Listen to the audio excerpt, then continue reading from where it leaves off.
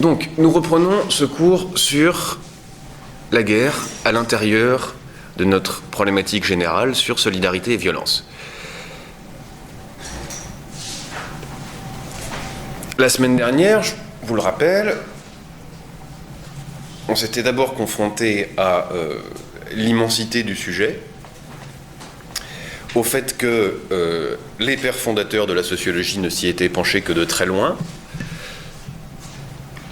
Et on était arrivé à cette idée selon laquelle il y avait moins des guerres antiques et des guerres modernes que deux modèles de guerre qu'on pouvait penser sur le modèle des sociétés traditionnelles et sociétés modernes. Une guerre qui avait quasiment une fonction d'intégration de l'ennemi et une guerre qui, au contraire, un modèle de guerre qui, au contraire, avait plutôt comme vocation de séparer, de différencier, de réguler.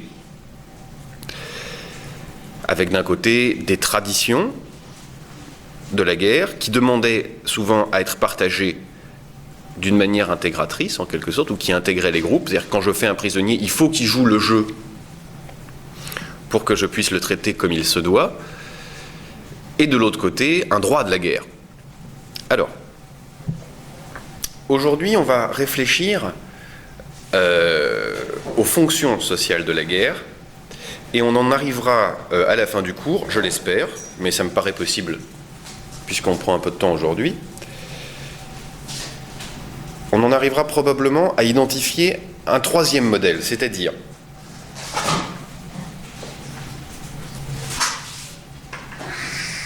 voilà, un modèle traditionnel de la guerre, modèle 1,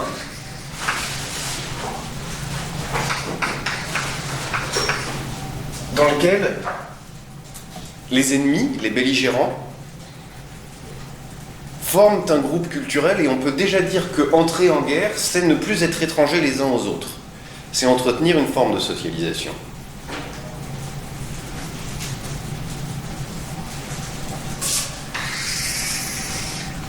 Un deuxième modèle de guerre moderne, entre États, avec un droit de la guerre, une utilisation des armes, un début et une fin de la guerre, le droit de la guerre imposant par exemple d'identifier un casus belli, ensuite de faire un ultimatum, une déclaration de guerre, et d'aller jusqu'à la reddition des armées et la capitulation d'un gouvernement, d'un ou l'autre État. Et enfin un troisième modèle,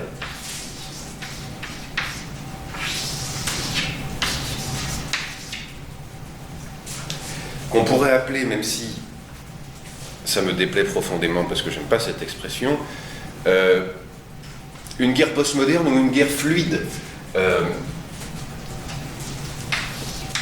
dans laquelle, par exemple, il n'y a pas une guerre entre deux États, mais une guerre entre un État et un groupe terroriste, ou un groupe plus fluide, plus difficile à saisir, dans lequel il y a des massacres de populations civiles et pas seulement des conflits entre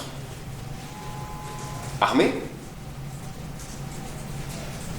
dans lequel en fait, au lieu d'avoir donc, mettons,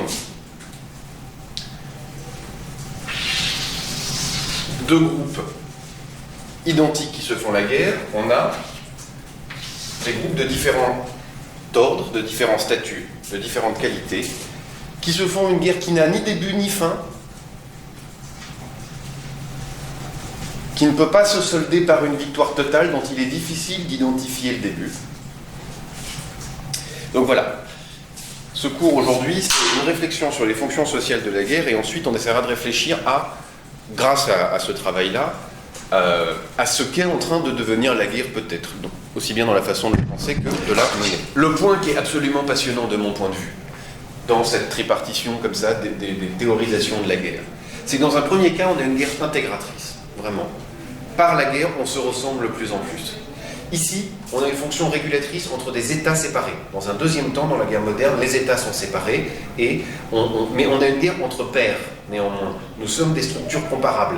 On partage un droit entre structures comparables. Un droit de la guerre, mais on parle. Ici, on passe à un troisième temps. Il y a une espèce de continuité, j'y peux rien, hein, où il n'y a plus de régulation, il n'y a plus d'intégration. C'est-à-dire que on oppose des groupes différents qui respectent des règles différentes. Donc vous voyez comme si cette première séparation, elle va aboutir à une troisième séparation. C'est un peu artificiel parce que des guerres de ce type-là, il en existait déjà dans la période moderne, peu importe. Mais on essaye plutôt de comprendre, non pas dans le temps, mais dans la qualité, trois types d'affrontements. Une guerre ritualisée entre partenaires qui s'intègrent les uns aux autres, une guerre régulée, et enfin une guerre désordonnée.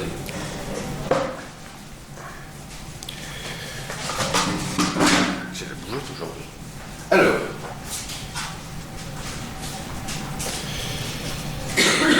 pour construire le premier temps du cours sur les fonctions sociologiques des guerres, on va s'intéresser à un texte d'un sociologue qui s'appelle Gaston Boutoul,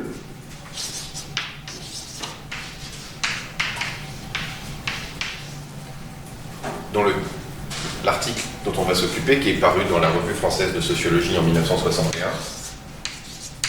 Revue française de sociologie, on l'écrit RFS. 1961, s'appelle « Les fonctions sociologiques de la guerre ».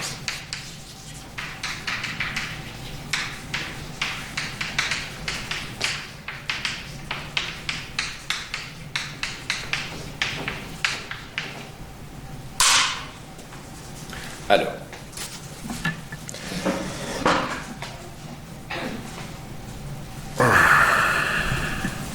je vous préviens tout de suite, c'est un texte qui vous paraîtra peut-être parfois un peu farfelu, mais qui est très fécond. C'est un peu paradoxal de dire farfelu pour un texte dans la Revue française de sociologie, qui est probablement, ça existe encore, hein, l'institution la plus normative de la production des textes sociologiques en France. C'est-à-dire que c'est vraiment le lieu où on se fait reconnaître. Mais néanmoins, vous allez voir, ces hypothèses sont pour le moins vigoureuses et elles permettent de penser, donc c'est intéressant.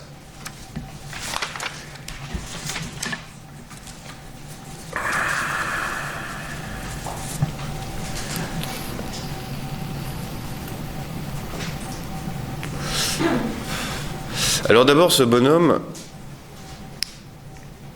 a eu la bonne idée de fournir un que sais-je, dans lequel il nous donne une définition de la guerre. Alors c'est pratique.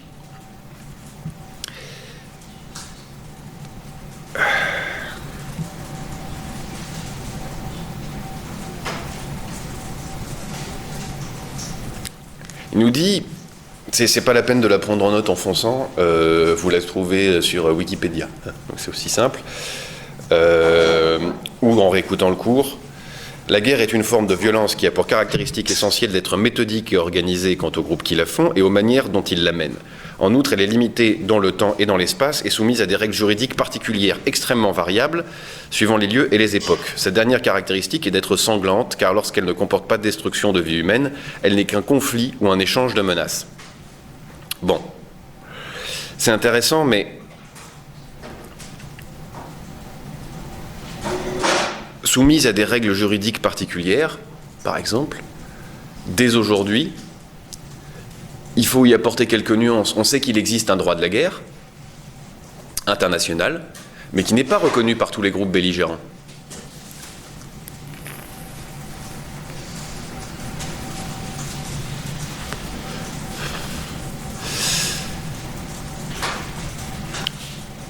Et ensuite, les institutions internationales peuvent créer des tribunaux internationaux.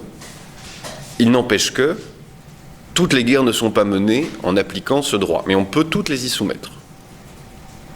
Bien. Alors, on verra d'autres définitions tout à l'heure. Il y en a une que j'aime bien, qui est la guerre, c'est l'absence de paix. Mais alors, l'ambition de Gaston Boutoul, c'est un sociologue qui est né au tout début du XXe siècle, en 1898, et qui est mort en 1980. Son ambition, c'est de comprendre à quoi ça sert à la socialisation de faire la guerre. À quoi la guerre sert-elle ? On imagine que la guerre, de manière inconsciente, correspond à des fonctions sociales. Et par conséquent, s'il n'y a plus guerre, il va falloir comprendre comment ces fonctions sociales seront prises en charge. Pour faire un résumé de sa pensée, avant de rentrer dans la description plus précise, je dirais que, selon lui, la guerre est une soupape d'émaux économiques, c'est-à-dire la guerre permet de détruire une partie de la population et une partie des richesses relativement régulièrement. Et à travers cette destruction d'émaux économiques régulière, à travers cette soupape démographique et économique, la guerre permettrait d'expurger la société d'un certain nombre de pulsions de violence. En d'autres termes, quand on bascule dans un état social, de l'état de nature à l'état social, on est obligé de renoncer à l'exercice individuel de la violence, mais cette pulsion de violence existerait néanmoins. La guerre permettrait de l'expurger et elle permettrait par ailleurs de faire entrer les sociétés dans un rythme. En d'autres termes, guerre, destruction, baisse de la pression démographique, baisse de la pression économique. Puis ça remonte, ça remonte, ça remonte, ça remonte, ça remonte, pression démographique, pression économique, guerre, tout. Et on recommence dans un cycle éternel. Et c'est là-dessus, c'est sur ce modèle-là qu'il va lui penser l'évolution de la guerre au XXe siècle. Comme je vous l'ai dit, Gaston Boutoul, il écrit là en 1961.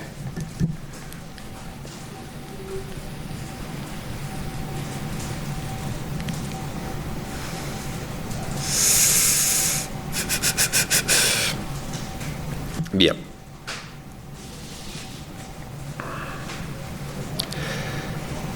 Alors, le premier point que j'ai envie de soulever à ce sujet-là, et c'est Gaston Boutoul qui le remarque, enfin, qui le propose à la réflexion, c'est que ce fonctionnement par soupape est mis en danger par le fait que les sociétés, depuis 1939-45, depuis la Seconde Guerre mondiale, ont transformé leur capacité de restauration. Là où la guerre produisait des destructions démographiques et économiques telles qu'on mettait un grand nombre d'années à s'en remettre, les sociétés contemporaines seraient capables de se restaurer aujourd'hui quasiment instantanément et à retrouver très vite leur capacité économique et leur capacité démographique.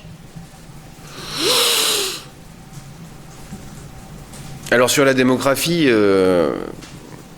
on peut à la rigueur acquiescer, difficilement, mais enfin on peut, parce que Gaston Boutoul écrit en 1961, c'est-à-dire qu'effectivement après la Seconde Guerre mondiale, il y a eu un baby-boom. Aujourd'hui, comment ça se passerait si on avait une guerre qui détruisait des millions de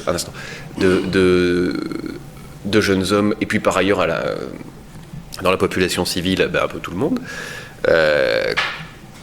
On peut vraiment se poser la question de savoir comment ça se passerait. Sur le plan économique, je pense qu'il fait une grave erreur parce que les traces de la guerre, et notamment toutes les destructions d'immobilier, que ce soit des usines ou des logements, se voient encore. Les territoires qui ont été dévastés par la Seconde Guerre mondiale sont encore marqués dans leur économie par ces dévastations. Je pense notamment à certaines villes de Bretagne ou de Normandie, ou plus simplement et je pense que ce sont des catastrophes qui datent de la Première Guerre mondiale, à l'état de certaines régions comme la Champagne-Ardenne. Bien, vous vouliez poser une question. C'est juste par rapport à la démographie, au-delà du baby-boom, il y a la migration qui est beaucoup, ça peut jouer un rôle. Alors d'abord, on est en 1961. Oui, à ce moment-là, pour la reconstruction, il y a beaucoup de migration et de... Vous avez totalement raison. Il y a aussi la guerre d'Algérie. Enfin, il s'est passé beaucoup de choses. On est dans une dynamique démographique positive. Il est loin d'être évident qu'aujourd'hui, on retrouve cela. Et notamment... Alors, Qu'on fasse venir des immigrés pour le travail, oui, bien sûr, mais qu'on envisage une telle croissance démographique dans cette perspective-là, je l'imagine moins. Aujourd'hui, on leur ferait probablement des contrats pour venir 2-3 ans reconstruire avant de repartir, ou alors on mettrait les usines dans leur pays, là où c'est moins cher. Je sais pas, faut voir. Bien. C'est marrant d'ailleurs comme les représentations peuvent avoir changé sur le sujet. Mettons au 5e siècle avant Jésus-Christ, quand vous lisez Confucius, alors ça n'a rien à voir, hein, on est dans le système chinois, mais c'est pareil au Moyen-Âge en France, avec le droit d'aubaine, on ne va pas rentrer là-dedans. Une forte immigration est le signe de la richesse. Ça veut dire que ça va bien, ça veut dire qu'on a du travail. Et plus il va y avoir d'immigration, mieux c'est. Parce que ça veut dire qu'on va pouvoir travailler plus, être plus puissant, avoir plus d'armées. L'idée de, au contraire, restreindre et inverser la tendance, c'est une perspective assez contemporaine. Enfin, l'idée de voir l'immigration comme un mauvais signe est une perspective plutôt contemporaine. Bon. Alors voilà, la première chose qu'il identifie, c'est cette capacité de restauration et donc ce trouble dans le rythme. En d'autres termes, la société serait en permanence capable de repartir en guerre, les destructions étant moins durables. Bon. Qu'est-ce qui se parlote là-bas ?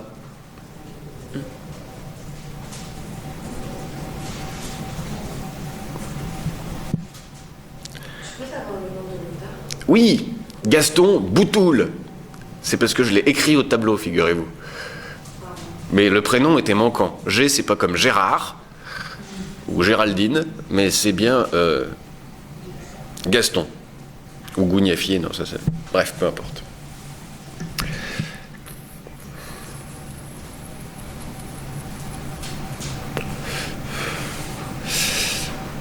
Alors...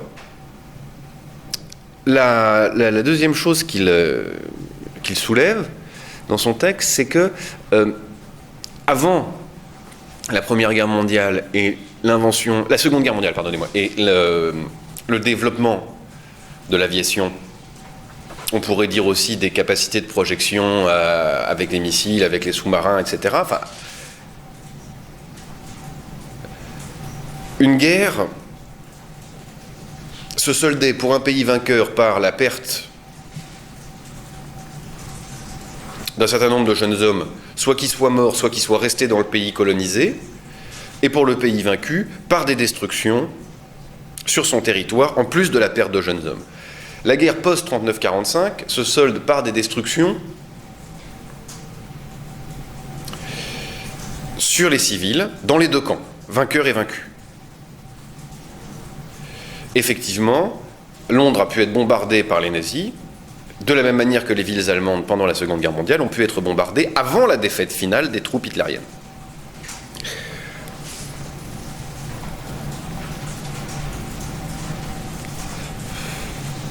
Alors, ça c'est un point qu'on retrouve,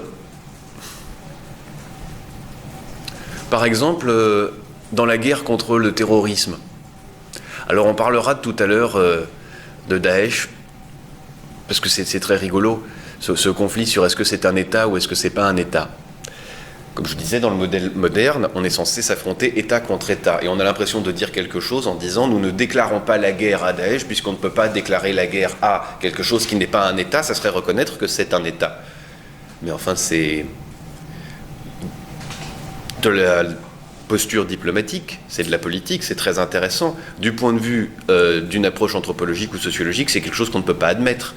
Une structure administrative avec une délimitation du secteur économique clair, une capacité de gouvernement, etc., c'est un État. Nous, on ne peut pas le décrire autrement que comme un État. C'est un État, point. Il n'y a pas de... Par contre, dans le concert des États, il n'est pas reconnu comme un État. Et en d'autres termes, il n'est pas reconnu comme quelqu'un qui accepte le droit général des relations entre États. D'accord ? Par exemple, si Daesh fait prisonnier un soldat russe ou américain, il ne le fera pas comparaître devant un tribunal pénal international. Non.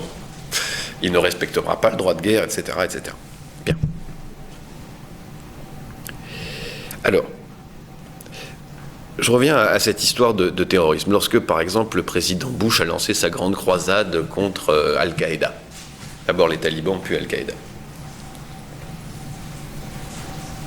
Dans un cas comme dans l'autre, on retrouve ce motif de destruction de biens civils et de meurtre de populations civiles, d'un côté comme de l'autre. Mais pas de la même façon.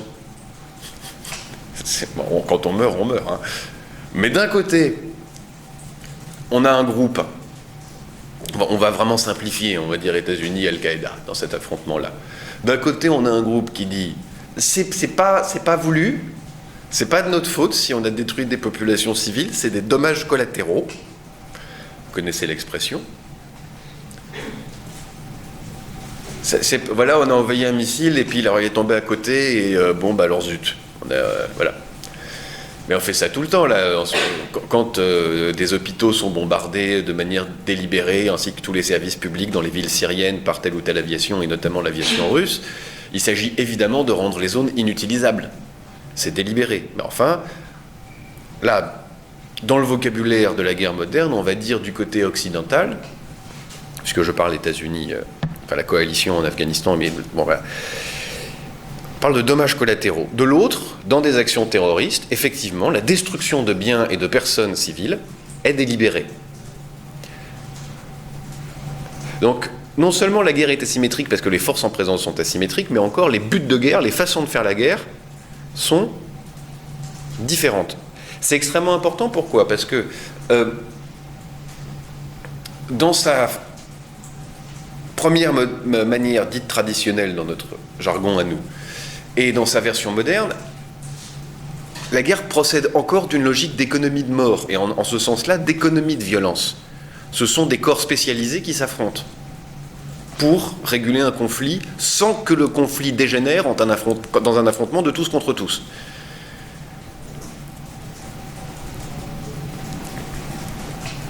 Bien. Alors,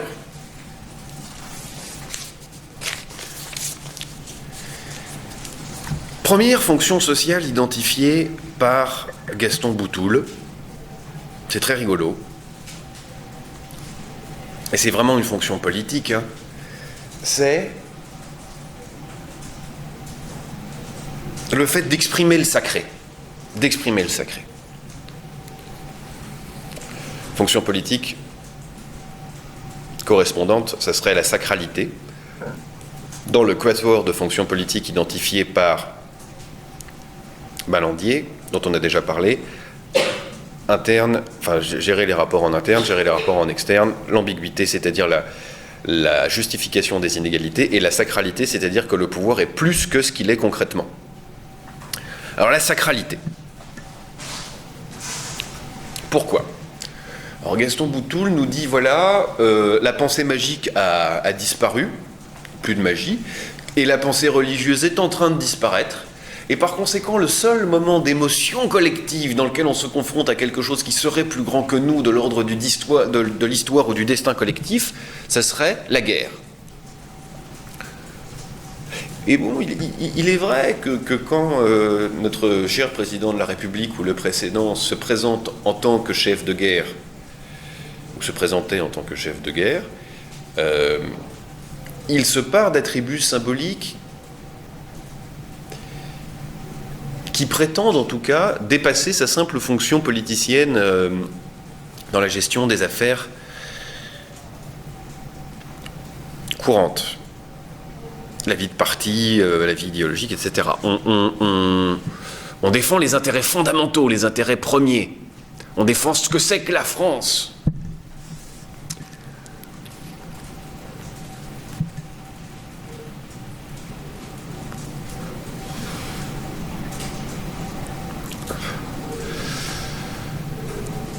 Alors, je vous lis le passage.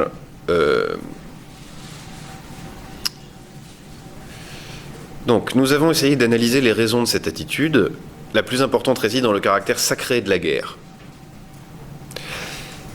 Excusez-moi, je vais reprendre le paragraphe depuis le début. Jusqu'ici, l'esprit humain semble avoir montré une vive répugnance à étudier la guerre comme un phénomène social ordinaire. Nous avons essayé d'analyser les raisons de cette attitude. La plus importante réside dans le caractère sacré de la guerre. Il est aujourd'hui plus fort que jamais. Ah, c'est étonnant. Ça, c'est étonnant. En d'autres termes, on pourrait le traduire de la façon suivante. Les populations, comme les sociologues d'ailleurs, se sont jusqu'à présent refusés à analyser la guerre comme un fait social comme un autre. Pourquoi ? Essentiellement à cause de son caractère sacré.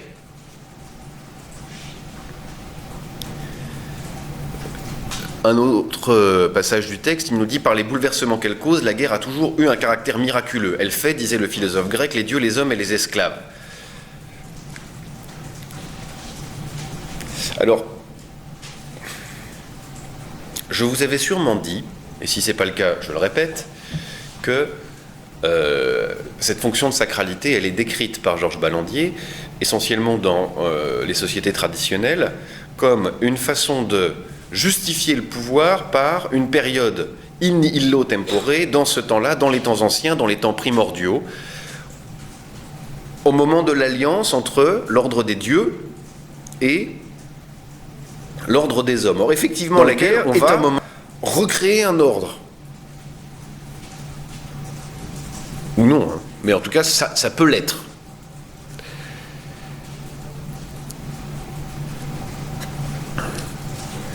Tout se passe comme si, nous dit Gaston Boutoul, la guerre était sacrée en ce sens que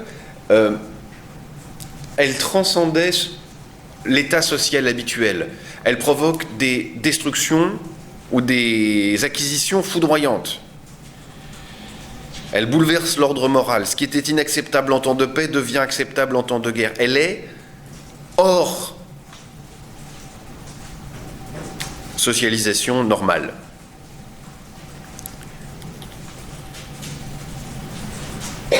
Elle est inaccessible aux profanes, c'est-à-dire à l'être social normal qui discute normalement du cours des choses de la vie. C'est un grand moment de rassemblement et de communion en un sens. Alors, bon, évidemment, aujourd'hui, c'est difficile d'imaginer une chose pareille. Alors, il écrit plus loin, et ça m'intéresse beaucoup, on nous accoutume, dès l'enfance, à prendre parti, à nous identifier à l'un des combattants, qu'il s'agisse des guerres médiques ou des invasions mongoles, et évidemment, a fortiori, des guerres entre la France et l'Allemagne, ou entre la France et l'Angleterre, ou entre la France et ses grands ennemis traditionnels.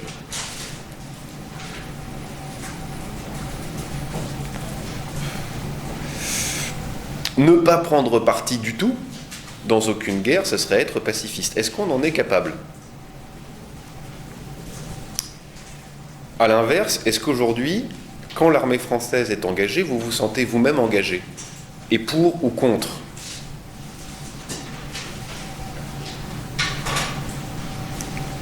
Et cet engagement se traduit comment ? Est-ce que vous considérez que vous êtes dans un camp ou que vous supportez la victoire de telle ou telle armée ?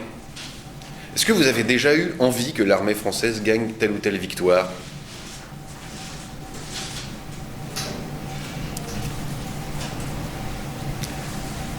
Dites-moi.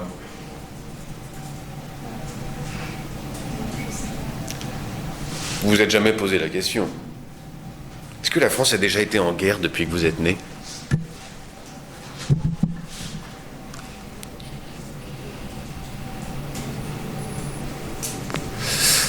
Vous vouliez dire ? Je trouve que ce sentiment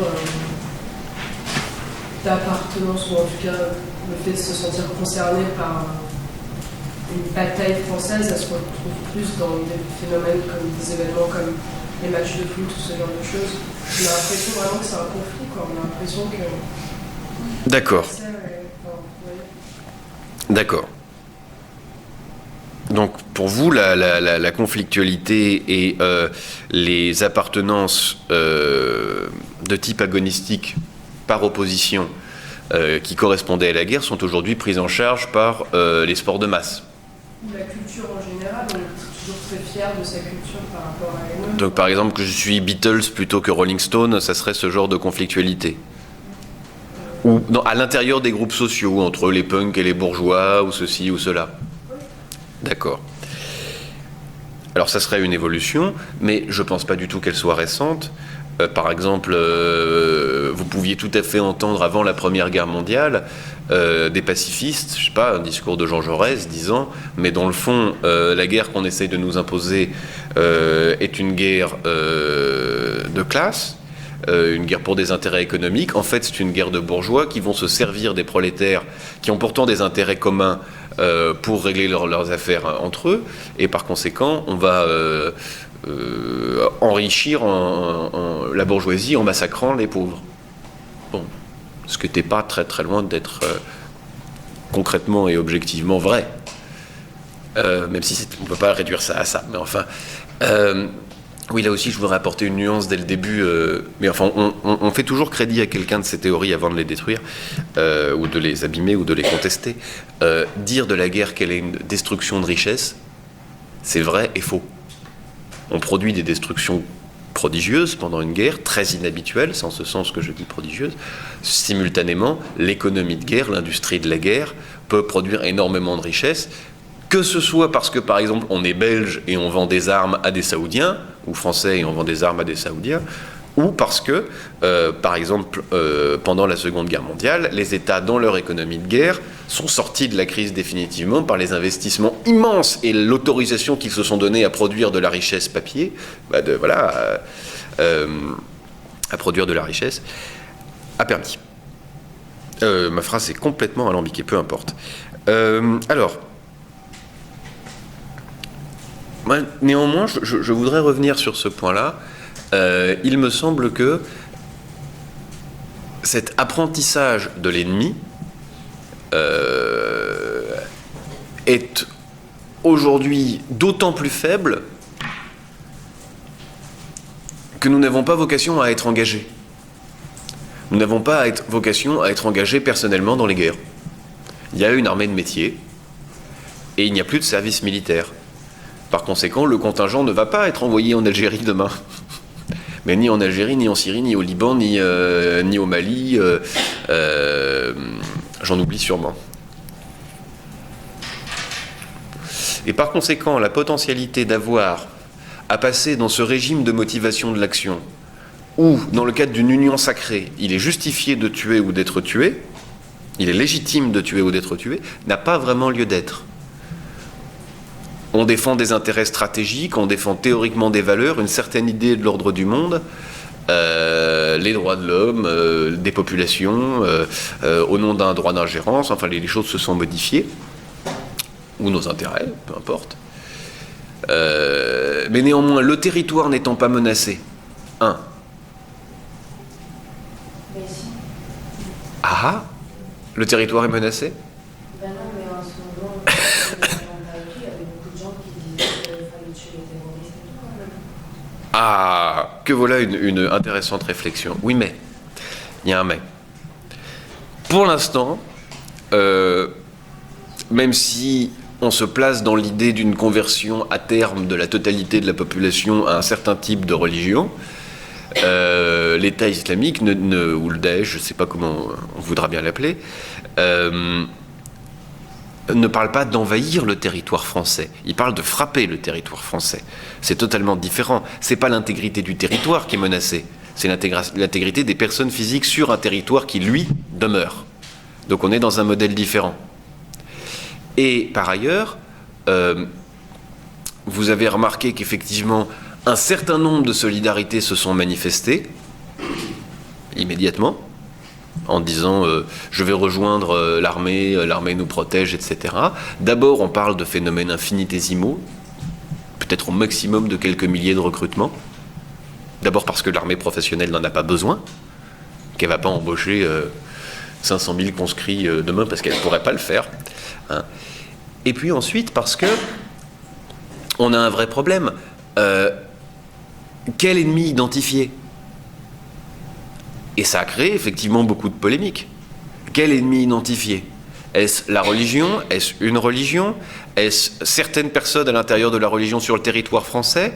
Est-ce ces personnes qui ont effectivement une structure étatique, mais qui sont très fluides, qu'on aurait beaucoup de mal à détruire, même si on détruit leur base, ils iront se cacher ailleurs, etc., comme on l'observe par exemple au Mali. Donc, si on n'a pas un ennemi à identifier, il est très difficile aussi de se mobiliser complètement contre ça.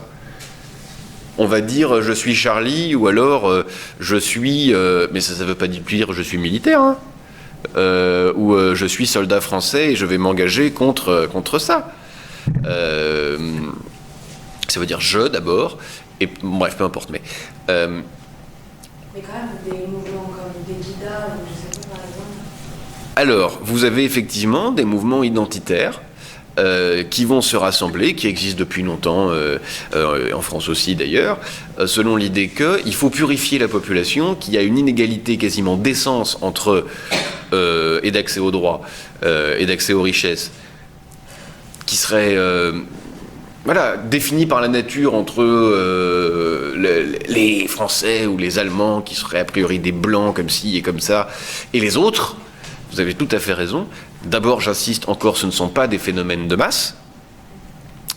Et deuxièmement, il ne s'agit toujours pas d'un engagement militaire. Il s'agit pour des groupes extraordinairement petits d'engagement paramilitaire, parfois, et qui visent plutôt la confrontation avec les forces de l'ordre ou des ratonnades que la constitution d'une armée pour lutter contre une autre armée ou un autre groupe armé. À aucun moment, Pegida a décidé de monter des milices pour aller détruire Daesh. Il existe des mouvements encore plus infinitésimaux qui envoient des soldats en Syrie, oui.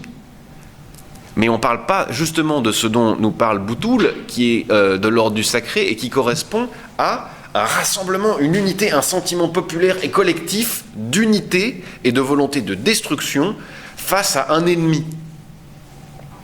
Donc, vous voyez vraiment l'écart, la différence, c'est extrêmement profond. Alors, c'est terrible parce que je suis amené à défendre Boutoul. Mais c'est bien, vous me faites travailler. Repensez cependant à ce point-là pour voir comment le social nous travaille en interne. Quand on dit on nous apprend depuis l'enfance à nous situer dans un camp, c'est vrai. C'est vrai. Enfin, moi, il me semble que c'est vrai. Là, ce n'est pas de la théorie que je vous fais, je parle d'un sentiment ressenti ou d'observation faite. Il me semble qu'une pure position pacifiste, disant « rien ne justifie jamais la guerre », est extrêmement difficile à tenir, non pas en ce sens que ça ne serait pas bien, mais en ce sens que ça n'est pas une manière de sentir et de penser collectivement reconnue, admise. Ce qui est admis, c'est plutôt que pour avoir la paix prépare la guerre, faut bien se défendre, la nature humaine n'est pas bonne, il y a des guerres, c'est plutôt ça le sens commun.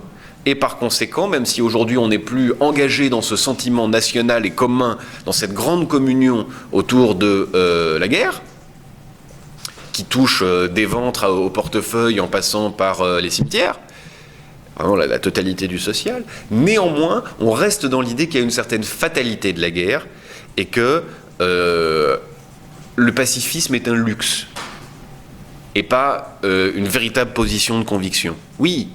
Mais même quand on est purement contre la guerre, Hum. a priori purement pacifiste, on fait quand même la guerre à la guerre. Enfin, ça peut quand même... Adore. Là, vous faites un jeu de mots en utilisant la plurivocité du mot guerre qu'on a déjà utilisé en parlant de guerre des idées, etc. Mais il faut pas rigoler. On doit définir au minimum la guerre, comme on l'a fait au premier cours, vraiment comme une mobilisation qui résulte en un affrontement armé, et on pourrait dire sanglant. Quand on se bat à coups d'idées, c'est pas la guerre. Ou alors c'est un jeu de mots. Et par exemple, la résistance. Oui, alors si on forme un groupe armé pour détruire une armée en disant qu'il faut arrêter la guerre, finalement on rentre dans le modèle le plus traditionnel de la guerre, c'est-à-dire, qui vise à dire je fais la guerre pour avoir la paix. Dans le modèle moderne, on fait la guerre pour avoir la paix. Et dans le modèle moderne d'ailleurs, non seulement il y a deux camps, mais les deux camps font la guerre pour une cause juste, nos armes à nous sont toujours défensives, et si on envahit c'est pour se protéger. Donc vous voyez...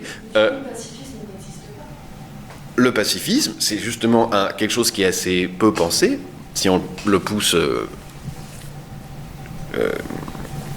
jusque dans ses retranchements, mais pourtant certains mouvements religieux parfois l'expriment, rarement de manière unitaire. Par exemple, le bouddhisme, il y a des bouddhistes qui sont pacifistes, il y en a d'autres qui sont belliqueux, bon, peu importe.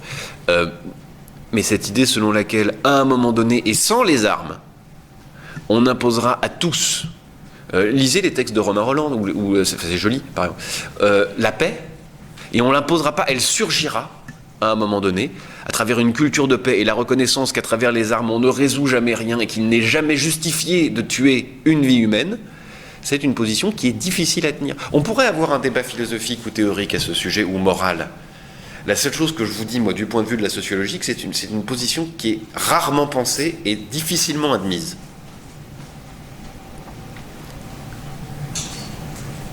Je n'ai pas entendu, mais peut-être allez-vous me corriger, les responsables politiques, même ceux des mouvements qui revendiquent un héritage pacifiste. On pourrait entendre, par exemple, le parti de gauche qui revendique un héritage jaurétien dire, non pas guerre à la guerre, comme vous le dites, mais aucune guerre n'est jamais justifiée. Aucune guerre n'est jamais juste. Aucune guerre ne peut être justifiée. Alors, j'anticipe un peu sur ce que va nous dire Boutoul dans quelques fonctions sociales de la guerre, après avoir fait exister la sacralité. Gaston Boutoul nous dit, dans le fond, nous avons remplacé les spasmodiques, écoutez bien, nous avons remplacé les spasmodiques destruction économique et démographique par un processus continu de destruction qui est la consommation. Nous sommes passés d'une destruction par la guerre économique et démographique à en fait une activité de consommation qui détruit, qui consomme, qui brûle en quelque sorte et qui devient le lieu de jugulation de la société mondiale. Même si évidemment Gaston Boutoul ne pense pas en ces termes. Oui et oui. C'est vous qui le dites ou c'est Boutoul? C'est Boutoul. D'accord. Ah, c'était la bonne question. Mais j'ai dit pour anticiper sur Boutoul. Ah oui, d'accord, c'était pas assez clair. Bon, très bien. Merci.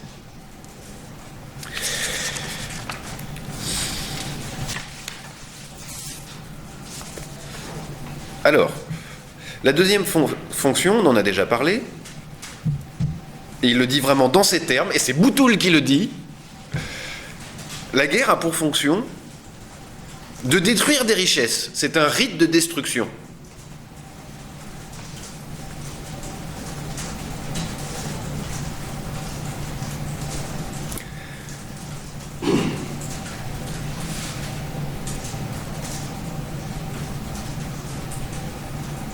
Un rite de destruction.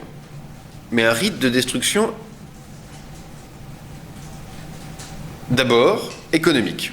Je dis d'abord parce que dans le texte de Boutoul, c'est le premier qui mentionne. Un rite de destruction économique. Alors, je vous ai déjà dit qu'il y avait une production de richesse, mais on ne peut pas, afférent à la guerre, mais on ne peut pas nier effectivement que dans la guerre, il y a de la destruction économique. Voilà. On détruit de la richesse. Si vous lisez, par exemple, les travaux de l'économiste Thomas Piketty, il explique bien à quel point, par exemple, une des principales richesses d'un pays, c'est son immobilier. C'est toute la richesse qui est stockée dans l'immobilier. Imaginez, par exemple, que ici, là, si vous tournez la tête, sur chaque mètre carré de sol, je sais pas, c'est combien à Paris? Peut-être 10 000 euros par mètre carré de sol. Donc c'est de la valeur immobilière et elle est prodigieuse. Imaginez donc maintenant ce que vaut l'espace que vous voyez devant vous. Qu'est-ce qui arrête pas de vous faire rigoler, vous? Ça m'énerve. Bon. Mais par pure jalousie, hein. D'abord parce que je voudrais capter la totalité de votre attention, ce qui est impossible, et deuxièmement, parce que vous riez et pas moi. Alors, or le rire, c'est du plaisir quand même. Donc voilà. Donc dès qu'on bombarde, on détruit de la richesse. Quand vous voyez les ruines de telle ou telle ville syrienne en ce moment, quand vous voyez ces bâtiments détruits, vous pouvez voir aussi bien une opportunité économique de les reconstruire, vous pouvez voir aussi des gens sans logement, vous pouvez voir les morts qu'il y a eu dans ces bâtiments bombardés, mais il vous faut voir aussi la destruction des mètres carrés. c'est-à-dire de ce capital immobilisé dans la pierre. Enfin, c'est une façon de parler un peu ancienne, mais capital immobilisé dans le béton. Par ailleurs, on détruit une partie des forces productives à travers les personnes et les usines qu'on va bombarder, etc. Bien. Alors, pour aller vite,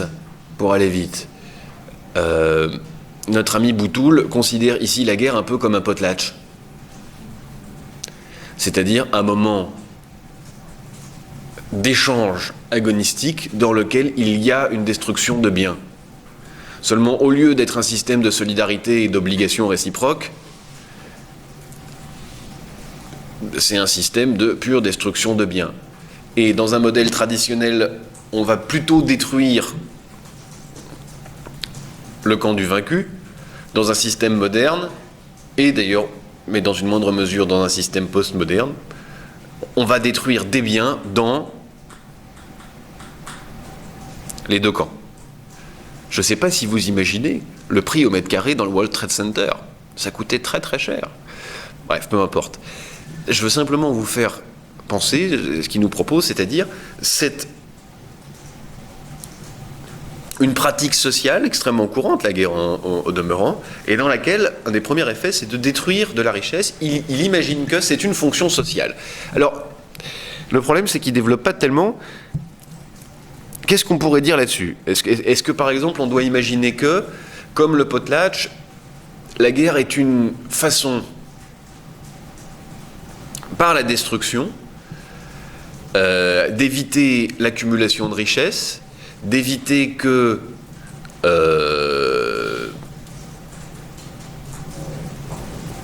les richesses soient trop inégalement réparties entre les nations,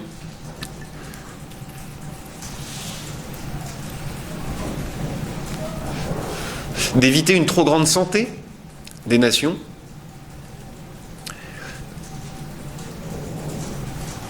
qui serait alors dans une espèce de développement économique anarchique, extraordinairement productif et de plus en plus intense. Donc la société s'aérerait en quelque sorte, elle libérerait de la pression économique en affaiblissant l'activité économique régulièrement. Est-ce que par exemple ça serait une façon de déréguler, de détruire, de défaire le niveau de régulation d'une société en affaiblissant le niveau de son activité économique ?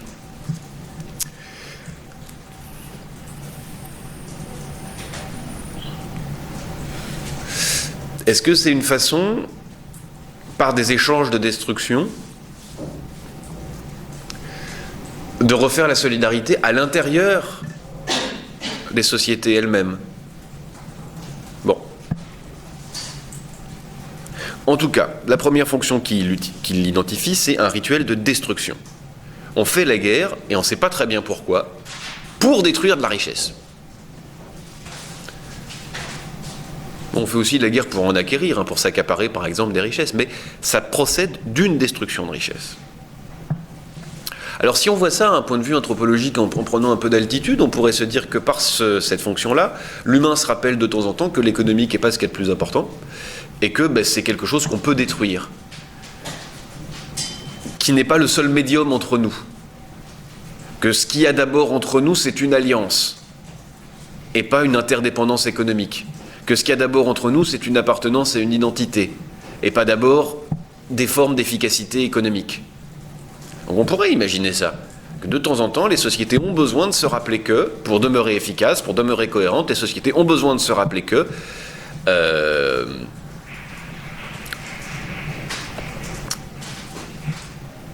ce qui est primordial dans la vie sociale, c'est une dynamique d'intégration, une appartenance, et pas ce que je pourrais appeler une interopérabilité ou une interdépendance économique.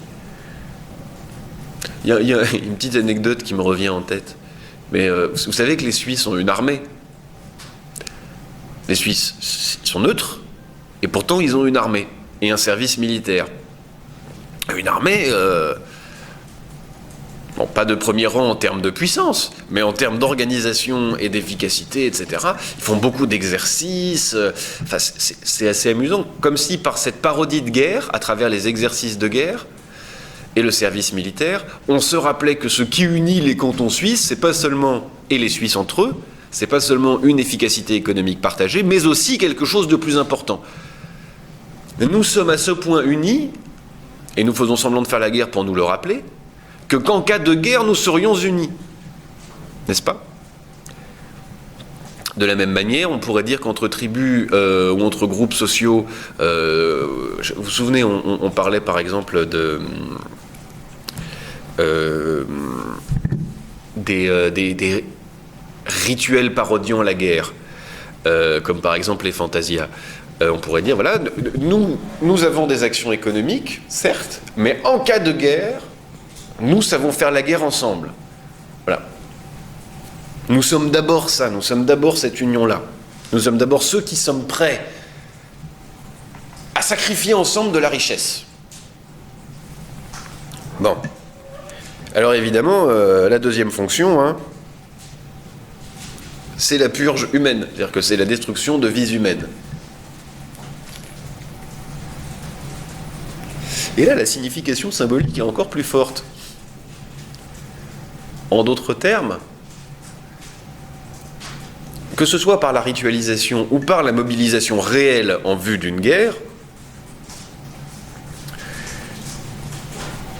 la guerre, si on l'interprète comme fonction sociale visant à la destruction de vie humaine, doit être lue comme l'idée selon la, d'être vue comme un rappel ou une façon de vivifier l'intégration, l'union, en ce sens que ce qui prime, ça n'est pas la survie, ça n'est pas la vie des individus. Tout n'est pas fait pour sauvegarder les individus, non. Tout doit être sacrifié, tout doit être surtout sacrifiable pour le bien commun, l'intégration, la survie de l'entité politique. Ou du bien commun en tout cas. Qui peut être une religion, qui peut être un groupe, qui peut être un État. Donc, alors, à travers cette destruction de richesse,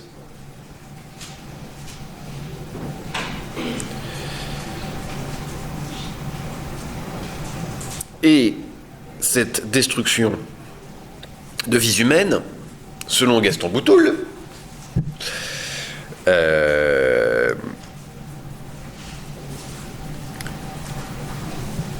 les sociétés parviendraient à deux choses. D'abord, expulser une pulsion de violence, exprimer, pardonnez-moi, une pulsion de violence inhérente non seulement aux sociétés humaines, mais encore à chacun d'entre nous. En d'autres termes, expulser toute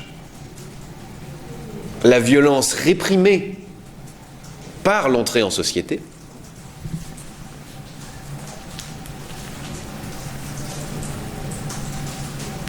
Et puis par ailleurs, produire des adaptations ou produire des transformations violentes dans la société.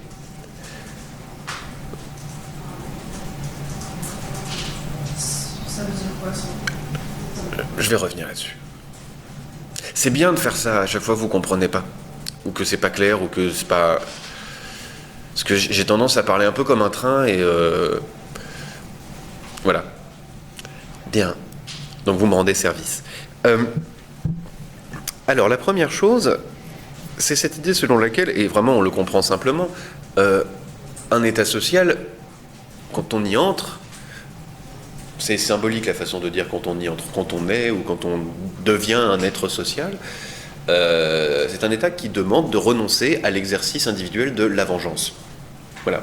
Si je ne suis pas content de quelque chose, je ne peux pas me venger individuellement ou ma vie sociale va devenir compliquée. Par exemple, quand il y a du bruit dans le couloir, je ne peux pas sortir et fracasser une chaise sur la tête des personnes. Et même à côté, c'est un peu difficile.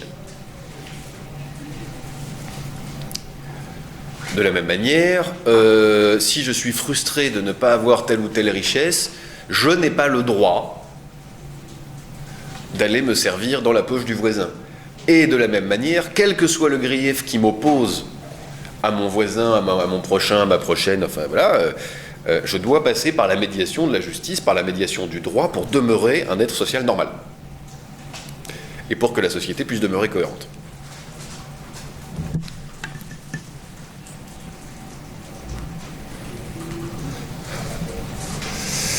Je pense que par ailleurs, Boutoul a l'intuition d'une pulsion peut-être plus primitive, c'est-à-dire non seulement il y a de la violence dans l'humain, mais il y a de la violence dans le social. Nous avons besoin parfois de sortir de l'ordre et d'assumer des pulsions de domination collectivement. Il existerait quelque chose comme ce besoin primitif, ou primordial plutôt. Une volonté de dominer qui s'exprime à travers la violence. La guerre permettrait régulièrement d'expurger la société de cette pulsion-là, de la garantir ou de la vacciner.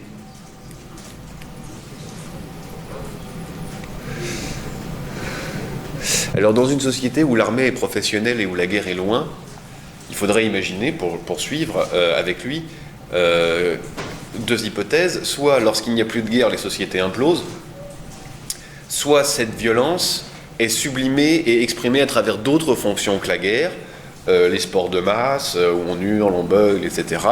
Des modes de régulation collective des conflits où on montre quand même les muscles. Par exemple, certains types de mobilisation collective, de grève générale, de manifestation, d'occupation, de séquestration, ont pu apporter un certain nombre de droits sociaux en France, mais en utilisant quand même un certain niveau de violence, pour répondre d'ailleurs à des violences policières qui en face n'étaient pas moins violentes.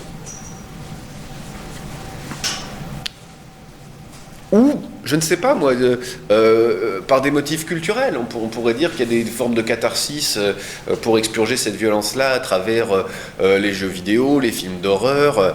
Moi, il y a quand même un fait qui me frappe, c'est peut-être parce que j'ai été dénué de télé pendant longtemps, mais quand vous allumez la télé, c'est-à-dire quand même, on en consomme encore plus sur Internet, mais enfin peu importe, quand vous regardez par exemple les séries, mais c'est ultra violent. Il y a plein de sociologues, d'anthropologues qui ont réfléchi là-dessus, sur la violence dans les jeux vidéo et dans la télé. Mais quand vraiment les outils de consommation quotidien, quand on ne vous fait pas un documentaire sur les guerres, la mafia, d'ailleurs on fera un cours sur la mafia, je pense la semaine prochaine ou celle d'après, on verra. Quand on ne vous fait pas un documentaire là-dessus, on vous montre les experts, vous avez vu les experts, ben, enfin c'est horrible. Quand vous regardez ça, ou je sais pas, le mentaliste ou n'importe quoi, enfin, il y en a des tonnes et des tonnes, vous regardez un niveau de violence que, au 19e siècle par exemple, pas un individu sur 100 avait jamais vu ou même imaginé. Parce que les sociétés avaient beau être dures et violentes, on ne s'éventrait pas, on se charcutait pas, on s'ouvrait pas le cerveau, on se racontait des contes ou des mythes où il y avait déjà que l'éventreur, il n'y en avait pas 3 par semaine, multiplié par le nombre de chaînes, pardonnez-moi. C'est quand même signifiant. Alors moi c'est surtout un truc d'hôtel en fait, parce que quand ma femme en écoute, je regarde pas, enfin la plupart du temps ça m'énerve. Mais en revanche, quand je vais à l'hôtel, souvent on a un peu rien à foutre, puis on n'a plus envie de travailler, donc on allume la télé, et là je tombe systématiquement sur des morts, des découpages, des dépeçages, ça n'est pas anodin. Bon. J'attire comme ça votre attention sur des petits faits. Nous sommes ceux qui avons plaisir à regarder des policiers, ce qui a tendance à énerver un petit peu ma sensibilité personnelle. Donc à regarder des policiers qui sont des héros, et qui sont des héros du découpage, du charcutage, du massacre, bref, peu importe. Les enfers à côté, c'est de la petite bière. Hein. Bon.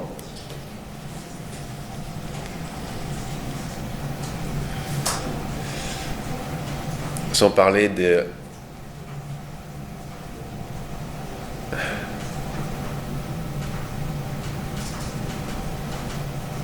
films, enfin peu importe.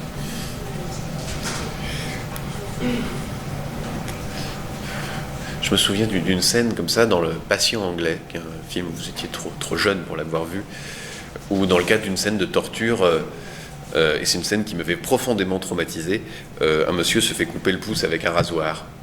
Mais par rapport aux séries qu'on regarde tous maintenant, enfin tous, qui sont massivement consommées en France, c'est de la petite bière. Bon. Alors voilà, et il faudrait trouver des endroits où la violence collective, qui serait comme ça primitivement humaine, serait exprimée. Moi, je ne suis pas sûr qu'on ne soit pas en train de la cultiver, par ailleurs. Mais enfin bon, peu importe. La deuxième hypothèse, sur laquelle vous m'interrogiez il y a un instant, c'est que, à travers cette fonction numéro 2, c'est-à-dire la destruction des maux économiques, on rend la société mobilisable. Alors, cette théorie-là est très proche de celle qui a été développée par l'essayiste américaine Naomi Klein, K-L-E-I-N. Peut-être vous connaissez, non, qui s'appelle la théorie du choc.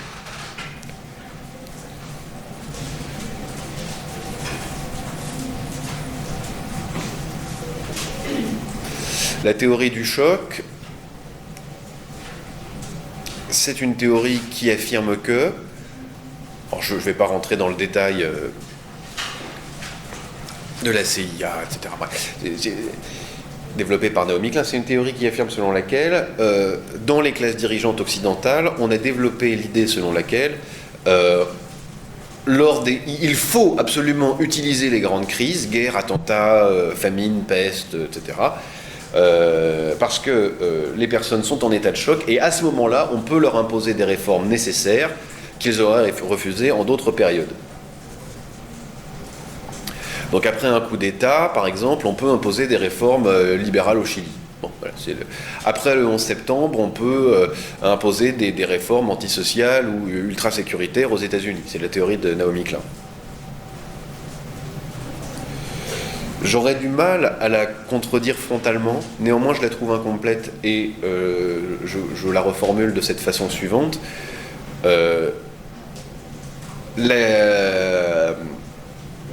La guerre, lorsqu'elle se porte sur le territoire d'un pays, ou qu'elle implique une mobilisation totale, à la fois idéologique, économique, sociale, scientifique, diplomatique, la guerre, parce qu'elle rapporte toutes les actions sociales à une cause qui est la survie ou le développement de l'entité, c'est-à-dire la nation, le groupe, l'État, etc., rend le groupe extrêmement malléable. Mais pas seulement du côté des puissants, pas seulement du côté de ceux qui, dans l'ombre, elle accuse notamment Friedrich von Hayek, l'économiste, et Milton Friedman, vraiment mais surtout Hayek, d'avoir conçu cette méthode-là et de l'avoir en quelque sorte suggérée aux puissants. Je vous ai vu, je vous donne la parole dans un instant. Il me semble que, par exemple, la construction de l'État social, l'État-providence en Occident, l'énorme régression du droit des femmes qui a suivi la Seconde Guerre mondiale et la tendance qui s'est réinversée dans les années 70. Tout ça, c'est pas quelque chose qui a été conçu, pensé dans le cadre d'un plan machiavélique, mais qui a été rendu possible par le fait que on a complètement transformé la société durant la guerre. Par exemple, on a donné aux femmes des travaux d'hommes. Pas que les femmes n'étaient pas au travail auparavant, mais la mobilisation a fait que les manières d'agir et de penser ont dû être transformées par la Seconde Guerre mondiale. Bon. Oui. Je ne vois pas pourquoi ça devrait forcément s'appliquer seulement à des guerres qui impliquent une mobilisation totale, parce qu'on peut voir que même les attentats, ils ont permis d'instaurer un état d'urgence qui se maintient encore sans justification, où il y a pas mal d'exactions. Et cet exemple, j'ai l'impression que ça s'applique totalement à ce que décrivait Klein, à une petite échelle, mais quand même. Alors, je vous approuve de 2 oui, puis ça tombe bien parce qu'on a commencé par échanger des oui. Or donc, excusez-moi, je ne m'étais pas aperçu de l'énormité de ce que je venais de dire, de ce que je viens de dire.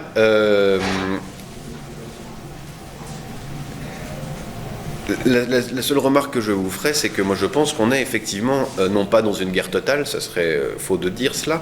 En revanche, On peut décrire l'impact de la guerre contre le terrorisme comme un fait social total, en ce sens qu'il touche tous les pans de la société. Donc on a cette notion de totalité. Notre diplomatie en est changée, notre économie en est changée.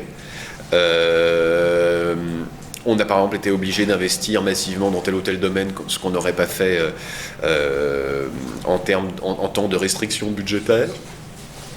Notre vie quotidienne en est changée, nos déplacements sont changés, notre esthétique en est changée, les mobilisations collectives en ont été changées, le droit de manifester a été changé. Cependant, pour rapporter ça à la théorie de Naomi Klein, alors bon, pourquoi pas, effectivement. Il y a quelques entrepreneurs identitaires spécifiques qui s'emparent spécifiquement de la question de la guerre. Je nommerai là-dessus essentiellement Manuel Valls, qui alors lui, mais dans un mode d'expertise plus discret, Monsieur Bauer, qui est un expert en sécurité, etc. Vous connaissez tout ça. Alors voilà, Valls, il nous dit, pour aller plus loin que la société, pour avoir là une arme de mobilisation, c'est l'hyper-terrorisme. Et moi, quand j'étais au collège, j'avais déjà Vigipirate devant le collège. Ça n'a pas changé grand-chose. On ne s'est pas servi du terrorisme pour transformer totalement nos vies. Elles l'ont été déjà dans les années 95, 96, etc. Bon. Et l'urgence, la crise, le choc qui nous est imposé aujourd'hui, en tout cas, ce qu'on pourrait interpréter ainsi à la manière de Naomi Klein, c'est le choc de la mondialisation.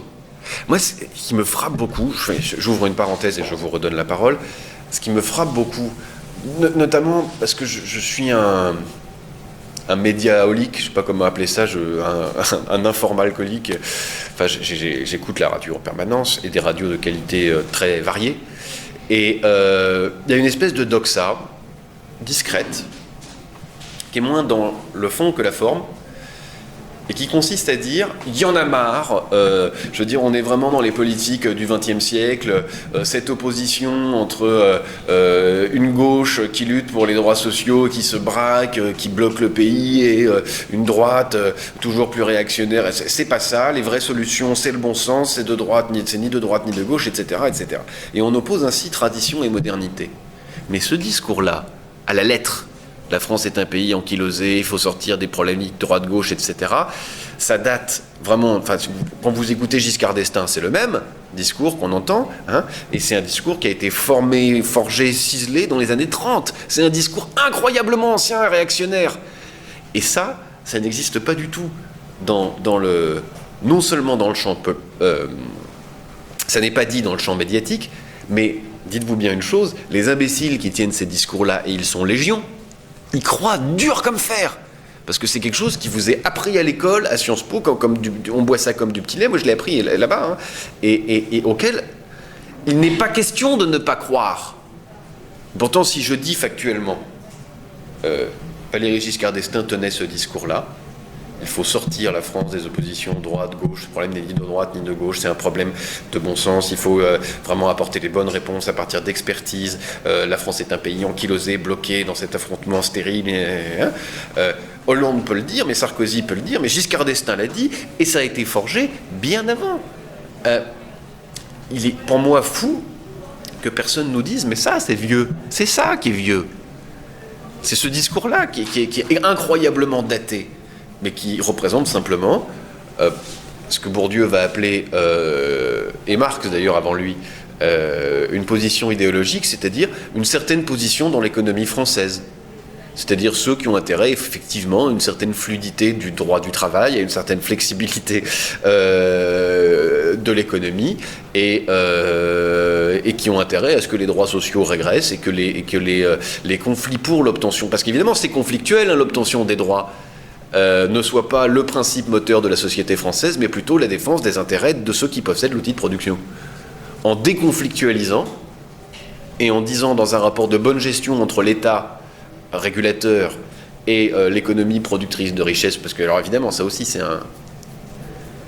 c'est devenu une espèce de dogme que c'est l'entrepreneur qui crée de la richesse, mais c'est une blague. C'est le travail qui crée de la richesse, c'est une évidence. Parce que des sociétés sans capitaux, il en existe qui produisent de la richesse. Des sociétés sans travailleurs qui produiraient de la richesse à partir de rien, ça n'existe pas. On pourrait aussi imaginer, tenez, ça me vient comme ça, une fonction de la guerre comme fonction pour percer les bulles spéculatives. Mais ça en crée d'autres. À vous.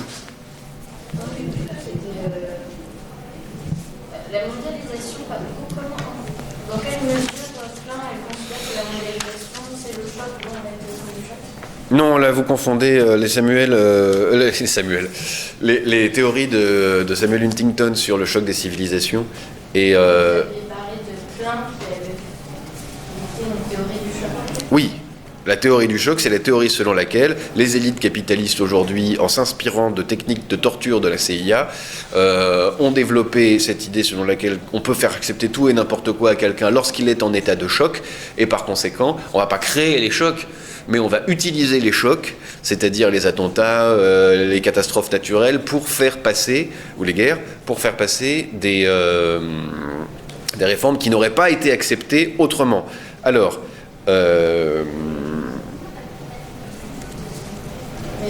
Vous avez parlé de la mondialisation. alors Boutoul, lui, il nous dit... attendez, je reconstruis tout. Boutoul nous dit...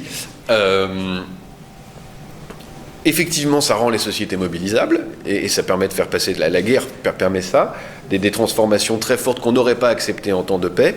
Et ce que je disais, c'est que... aujourd'hui, ce qui est utilisé, c'était en réponse à votre remarque, aujourd'hui, l'argument le plus fort, le choc le plus fort utilisé pour exiger des modifications, ça n'est pas le terrorisme, c'est le tsunami de la mondialisation. Vous savez qu'il existe un mouvement en philosophie qui est assez dominant en France, qui s'appelle le catastrophisme, et qui consiste à dire qu'il y a une urgence. L'urgence, pour tous les philosophes, et les sociologues d'ailleurs, ça serait de faire comprendre aux populations que la catastrophe est imminente. C'est pour ça que ça s'appelle les catastrophistes. Catastrophisme, pourquoi ? Parce qu'il faut absolument que l'élite qui comprend qu'il faut un gouvernement mondialisé pour éviter les risques mondiaux, c'est-à-dire le réchauffement climatique, c'est-à-dire la guerre totale entre tous, etc., les risques transnationaux. Donc il faut un gouvernement mondial pour lutter contre les risques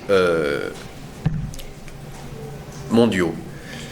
Comme par exemple le nucléaire. Si on a une guerre nucléaire entre deux États, en fait ça va impacter la totalité du monde. Donc il y a des risques mondiaux, donc il faut un gouvernement mondial. Les peuples n'en veulent pas. Pour leur faire comprendre, il faut prêcher partout que la catastrophe est proche. Mais je mens pas. Un type aussi gentil et adulé dans les sciences humaines que Hans Jonas nous dit qu'il faut être un prophète de la catastrophe et aller partout dire que la catastrophe est proche. Là, la théorie de Naomi Klein, elle porte. Même si on le dit sur la place publique. C'est marrant, ils sont vraiment traditionnels. Ils m'énervent tous les jours, enfin toutes les semaines, à peu près au même moment. Ces chers voisins. Alors, à partir de là, Boutoul, puisque j'y reviens, nous dit dans le fond, tiens c'est marrant, je vais être affreux, mais enfin peu importe, on pourrait quasiment assimiler la guerre à une fonction de décroissance, pour Boutoul. C'est-à-dire qu'à un moment donné, la guerre est un sacrifice pour éviter les autres sacrifices, la guerre est un moment dans lequel la société se limite pour éviter que dans son excroissance, dans son surdéveloppement, elle dégénère. Il identifie ça, sur un modèle très durkheimien, très ancien, à des fonctions physiologiques des organismes vivants, et là-dessus il pousse la métaphore jusqu'à dire, dans le fond c'est un peu comme le sommeil et la veille. Le développement c'est le moment où on est en veille, et puis le sommeil c'est le moment de la guerre. C'est-à-dire le moment où on ralentit, on détruit, on limite. On porte un coup, pour un temps, à l'expansion du capital et à l'expansion démographique.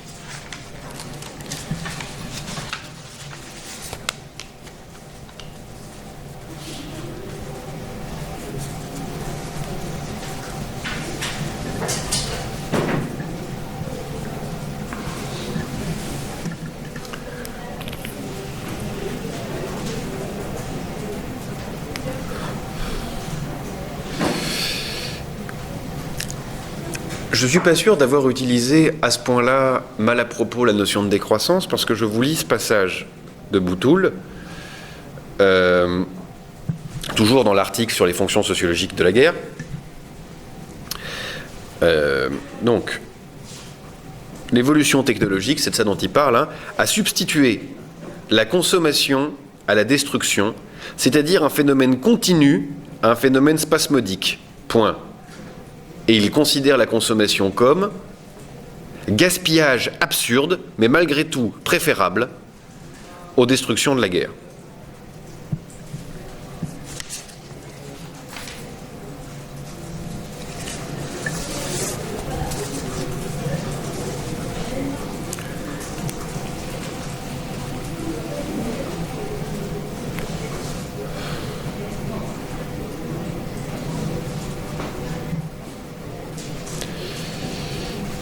Alors, pour lui, les plans de paix, c'est-à-dire les moments dans lesquels deux États décident de mettre un terme à la guerre, répondent à des fonctions politiques et historiques, mais absolument pas à des fonctions sociologiques. En d'autres termes, du point de vue sociologique,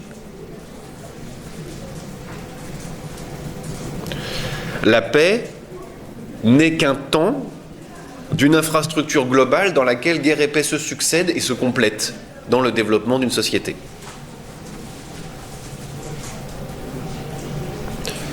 En d'autres termes, le plan de paix ne vise pas la paix, le plan de paix rythme la succession des guerres et des paix. En d'autres termes, du point de vue sociologique, c'est un événement équivalent au déclenchement de la guerre. C'est simplement une scansion. Excusez-moi, je l'ai très mal dit, une scansion.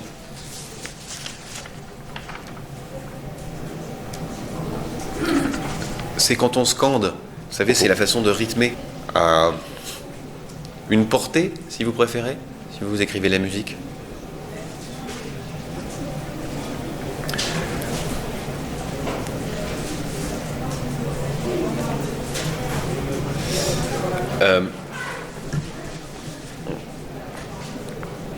Est-ce que vous avez, dans vos jeunes années, ou dans un éventuel cours de philo à la fac, travaillé sur l'idée d'une histoire universelle d'un point de vue cosmopolitique d'Emmanuel Kant? Non? Ah, ça vous dit un truc. Dans les années qui vont suivre, c'est un bon début, hein, mais il faudra que vous soyez capable d'en dire un peu plus quand vous direz « ça me dit un truc ». Par exemple, oui, et qu'ensuite, immédiatement dans votre tête, s'affichent quelques points essentiels. Je vous conseille d'ailleurs, quand vous lisez un bouquin, d'en tracer le plan sur une feuille. Pas pour l'apprendre par cœur, pour le comprendre si fort qu'à chaque fois que vous y repensez, ça vous revienne immédiatement.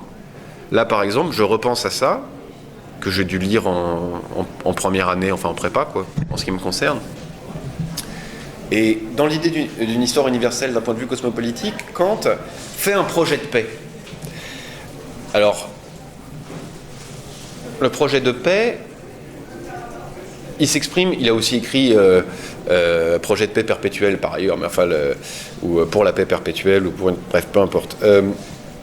Dans l'idée d'une histoire universelle d'un point de vue cosmopolitique, Kant nous dit, voilà, pour amener l'humanité à un moment de paix, nous allons produire une forme de raisonnement particulier,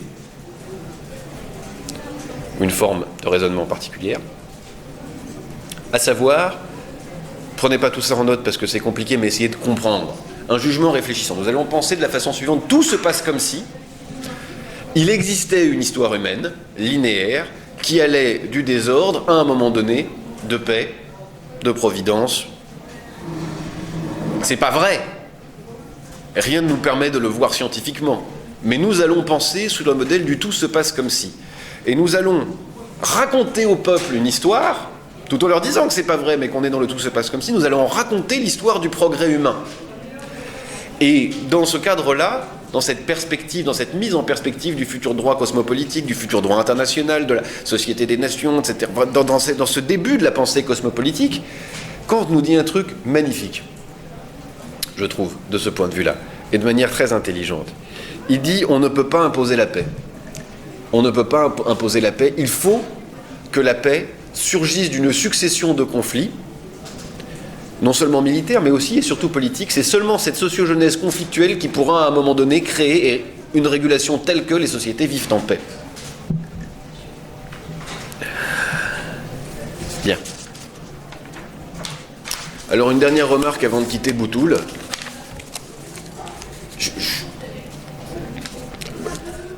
Il finit par évoquer l'arme nucléaire.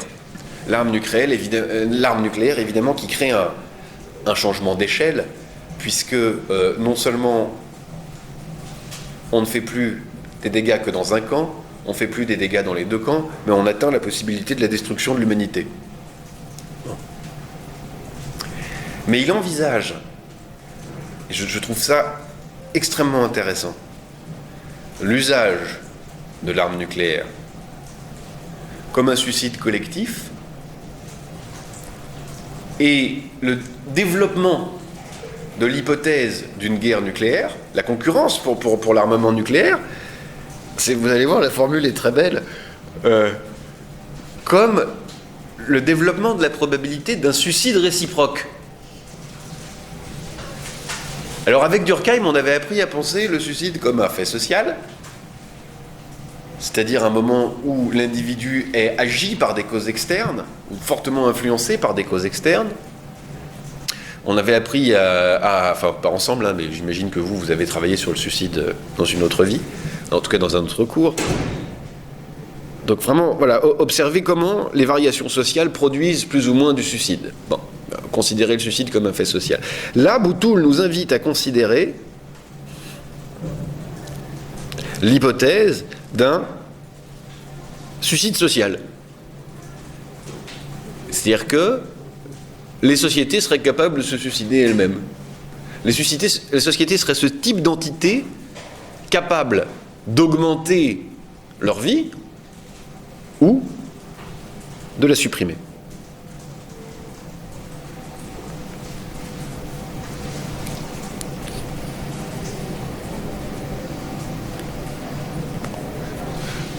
Comme si la société, comme un être collectif, était capable de se supprimer. On pourrait faire l'hypothèse, d'ailleurs, dans cette recherche de sublimation de la violence dans des sociétés qui ne connaissent plus la guerre sur leur territoire comme lieu d'expulsion, de la pulsion, etc., on pourrait faire l'hypothèse qu'à cet égard, la possibilité d'une troisième guerre mondiale nucléaire impliquant des destructions totales a servi de sublimation. C'est-à-dire qu'on vit dans la violence de cette possibilité-là. En quelque sorte, on s'est mis le suicide collectif en face des yeux. Mais c'est quand même une hypothèse, je trouve, amusante à faire résonner en soi. On a déjà cette idée avec Durkheim et puis d'autres sociologues, hein, d'une âme collective, c'est-à-dire de quelque chose qui nous travaille collectivement, mais à laquelle, de façon peut-être un peu mystique, on va prêter une autonomie. Et il faudrait imaginer que cette âme du social, ce qui nous est extérieur, qui travaille, la somme des normes, des représentations, des pratiques qui nous agissent, ben ouais, ce truc-là, ce truc flottant, fluide, que dans certains systèmes politiques traditionnels africains, on va appeler le SVEM, ou enfin, peu importe, c'est-à-dire cette force externe et presque magique, ce pouvoir social, pourrait avoir envie de se donner la mort. C'est amusant, non, comme hypothèse. Oui. C'est une vision très égoïste. Oui, c'est archi-durkheimien. On aurait tous envie, enfin pas envie, mais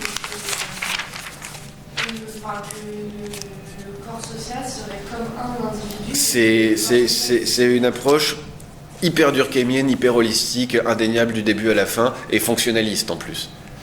Incroyablement fonctionnaliste. Ben parce qu'il pousse vraiment l'idée selon laquelle on ne doit pas se soucier des intentions des individus, des théories soulevées par tel ou tel acteur, tel ou tel État.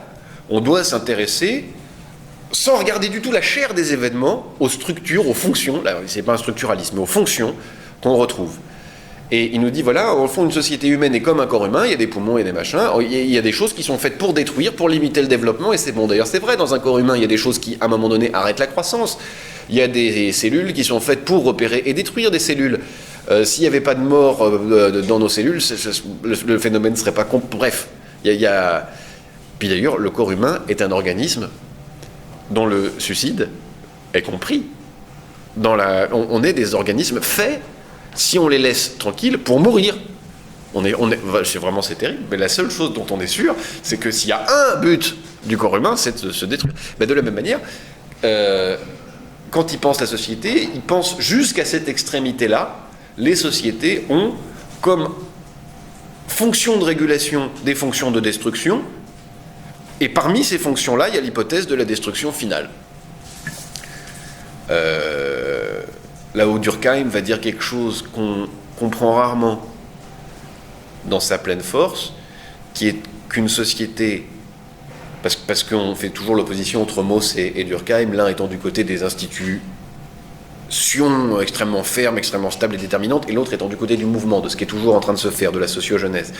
Mais en vrai, quand Durkheim théorise ce que c'est que l'anomie, l'anomie, c'est pas un état stable dans lequel il n'y a plus de règles, c'est le fait qu'en réalité, il y a toujours du désordre dans une société, on est toujours en train de passer d'une norme à une autre. Et donc on pourrait dire avec Durkheim qu'une des fonctions des sociétés, c'est de se dénaturer sans cesse et de se transformer sans cesse au point qu'effectivement, d'une année à l'autre, ça n'est pas la même société, et qu'il n'y a pas tellement de différence entre une rupture radicale d'une société vers une autre et une transition d'une société à une autre à l'intérieur d'un système social qui paraît stable. Il y a cette fonction de transformation, donc d'abandon de soi et de réinvention de soi, de mort et de renaissance, sans qu'il y ait d'événements marqués, puisque, en réalité, une exception est souvent en train de devenir une règle, et une règle peut devenir marginale ou être complètement transformée rapidement. Prenez les formes de politesse, par exemple, qui se renouvellent, les normes, les valeurs, etc., etc.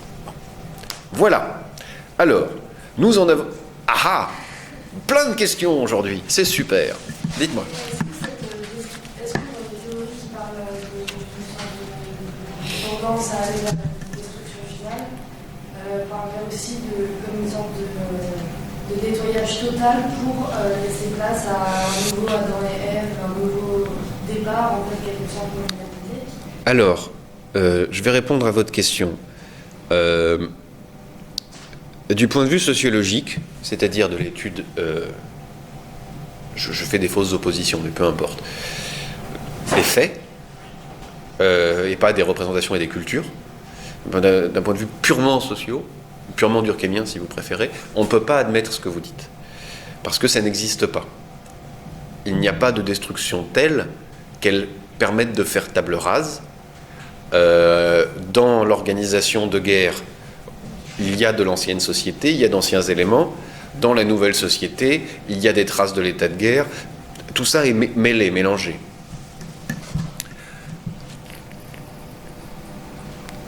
Et il est assez probable que de ce point de vue-là, la culture et le commerce soient beaucoup plus efficaces pour transformer une société et l'expurger de son passé que la guerre. Néanmoins, d'un point de vue anthropologique, c'est-à-dire d'un point de vue de l'étude des cultures et des représentations et des théories indigènes, c'est-à-dire des théories locales développées par tout un chacun, chaque groupe, etc., là, oui, effectivement, on va, et c'était d'ailleurs ce qu'on aurait pu mentionner quand il parle de l'aspect sacré de la guerre, on va identifier la guerre comme un moment fondateur, comme un moment premier. Et ce qui a une conséquence qu'on va voir dans un instant. Et par conséquent, effectivement, mythiquement, mythologiquement, je ne sais pas quelle est la formule exacte, mythologiquement parlant, on va chercher de faire de la guerre soit le moment fondateur de la société, soit un moment qui nous met en relation avec les commencements de la société, la fondation de la société, nos ancêtres les Gaulois, enfin ce que vous voulez. Donc effectivement, on va chercher soit à fonder un nouveau départ, effectivement, et à affirmer cela, soit à faire revivre ce premier départ, ce temps primordial, ce temps unilo tempore, ce temps sacré de l'instauration des... Donc effectivement, culturellement, on peut se servir de cela pour réaffermir ou pour constituer solidement, tenter de constituer solidement, les bases symboliques d'une société. La sacralité, c'est-à-dire la façon dont le pouvoir va revendiquer d'être plutôt en relation avec l'ordre des choses qu'avec l'ordre des hommes. La façon dont il va prétendre appartenir à un ordre qui transcende les simples rapports de force entre des humains qui sont là. Ça nous amène à un autre point, je vous remercie d'ailleurs de cela. Boutoul nous dit que nous avons tendance à voir la guerre comme des événements et non pas comme une scansion, non pas comme le rythme de l'évolution d'une société. Et donc, en l'inscrivant dans une histoire linéaire, on voit la fondation, ensuite la croissance de l'État, ou la fondation et ensuite des épisodes, alors qu'en réalité, on devrait voir un continuum. Bon. C'est vrai. Excusez-moi. Quand on est enfant, en tout cas ma génération, et j'espère que je ne suis pas si vieux que les choses aient changé à ce point, quand on avait un livre d'histoire de France, mais aussi, vous savez, les livres pour enfants avec les rois de France, les ceci, les sous, vous avez comme ça chronologiquement. Et quand bien même ça n'est pas l'intention de l'auteur, on voit les successions de batailles comme non pas un continuum régulier, mais comme un processus linéaire de construction de l'État. Vous voyez, les choses ne sont pas si éloignées, mais elles le sont fortement. Est-ce que, par à coup, je construis mon État, ou est-ce qu'en réalité, il y a, et ça amènerait une toute autre vision du monde, le territoire français, avec des humains disposés ça et là, avec telle et telle homogénéité, tel et tel groupe, et régulièrement, cette espèce de respiration du groupe humain sur ce territoire, qui lui-même change de morphologie en fonction de ses respirations. Vous avez levé la main? Oui, mais je crois que c'est ce que dit Kant aussi, c'est que je trouve que ça pose problème à partir du moment où, ce qu'il dit, c'est que voilà, il y a que ce qu'on vient de dire, sauf que l'histoire, nécessairement, on l'écrit a posteriori, et donc du coup ces petits faits deviennent des événements, parce qu'on appelle des événements, mais après, quand j'essaie de comprendre ce que vous dites, ça montre qu'en fait, ces événements, on les interprète nécessairement, et du coup on invente peut-être des rapports de causalité entre chacun qui n'existaient pas. Oui. C'est ce que vous dites? Oui. D'accord. Mais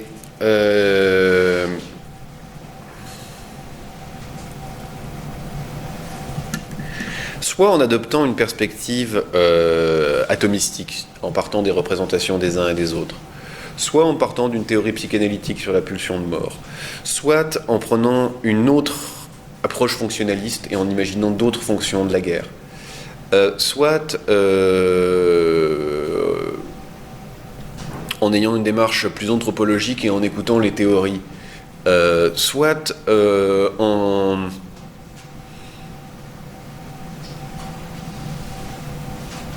changeant de théorie de l'histoire qui structure le raisonnement et qui sert de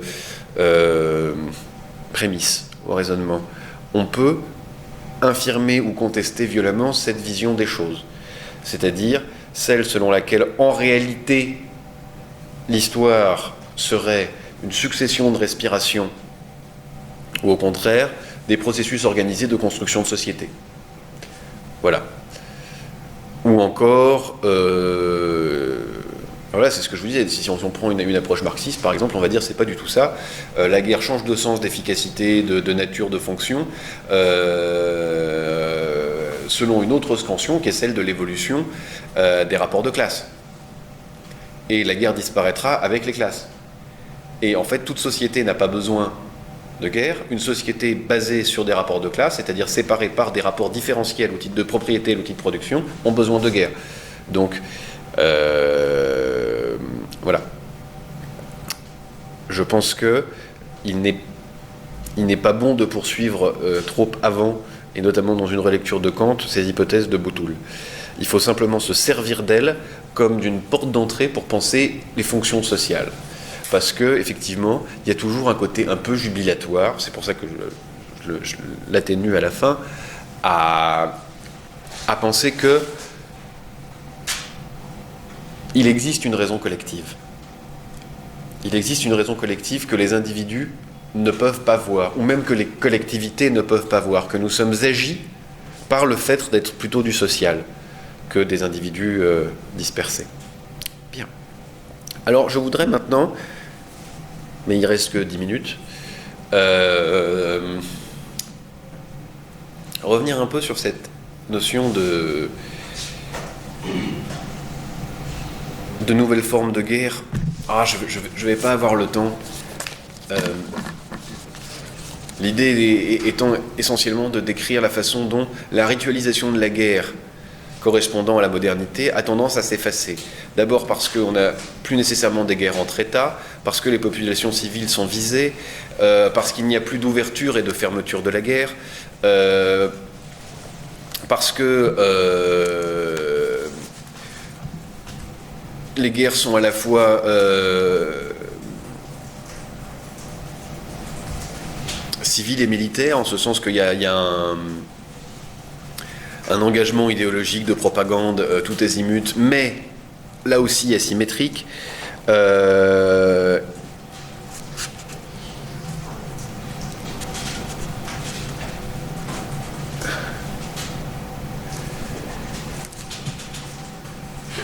ne sais pas si on consacre un autre cours à la guerre, encore, je ne sais pas. Mais si on devait le faire, on pourrait s'intéresser à ces théories qui disent que voilà, il existe une guerre postmoderne, en quelque sorte, qui par exemple ne vise pas un État dans lequel il n'y aurait plus de guerre, il ne vise pas la paix. Par exemple, la grande guerre contre le terrorisme, n'est-ce pas, ne viserait pas un état de paix, mais plutôt un conflit perpétuel. Et donc je vous développerai les théoriciens qui parlent de ça, et ensuite il faudrait l'infirmer en disant que c'est pas du tout évident, que par exemple, si vous parlez avec des islamistes, ils vont vous dire qu'à la fin du grand mouvement qui va de l'est, de l'ouest vers l'est, eh bien, quand toute la terre sera conquise, on sera dans une grande paix sur une terre islamique. Bon, donc c'est pas très intéressant. Ce que je vous propose plutôt, dans le temps, c'est pas très intéressant dans le temps imparti. Ce que je vous propose plutôt, c'est de discuter de la suite et de vos envies. Je vous propose au choix, la semaine prochaine, soit un 3e cours sur la guerre, soit un cours sur la mafia, soit un cours sur le terrorisme. À chaque fois dans les notions de solidarité et violence. Évidemment, pour revenir à ce thème général, la mafia, c'est un cadeau, quoi. Parce qu'évidemment, travailler sur c'est cette notion de famille, d'organisation, de solidarité intégratrice extrêmement forte, de solidarité mécanique extrêmement forte, et pourtant de hiérarchie et de structure, elle aussi, extrêmement hiérarchisée, extrêmement différente. Enfin, c'est assez du pain béni, quoi. Mais, donc voilà, je vous propose ces 3 thèmes.